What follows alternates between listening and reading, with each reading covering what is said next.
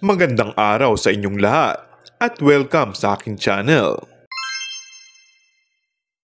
Pasado nga ba ang kapamilya aktor na si Paolo Avellino sa ama ni Kim Chiu na si William Chiu? In fairness kay Paolo, nagpapakita rin siya ng importansya sa family ni Kim Chiu.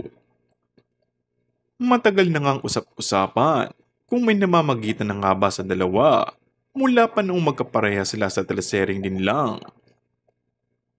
At ngayon nga yung Pinoy adaptation ng What's Wrong with Secretary Kim.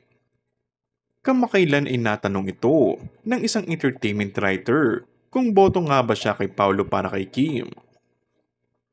Sila naman, they're of the right age. Kung saan sila happy, happy na rin ako. Saad nito. Hindi ko pinaghihimasukan yung mga love-love na yan. Dagdag pa niya. Mukha naman umanong tiwalang-tiwala kay Kim sa bawat desisyong ginagawa nito, maging sa aspeto ng pag-ibig.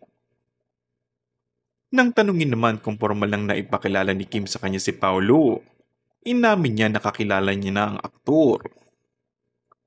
Sagot ng ama ni Kim, kilala ko naman si Paolo, minsan kumakain pa kami sa labas.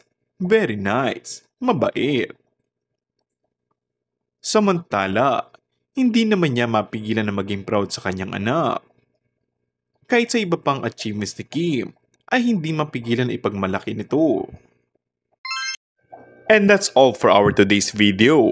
Kung bago ka lang sa aking channel ay mag-subscribe at pindutin na rin ang notification bell. Maraming salamat!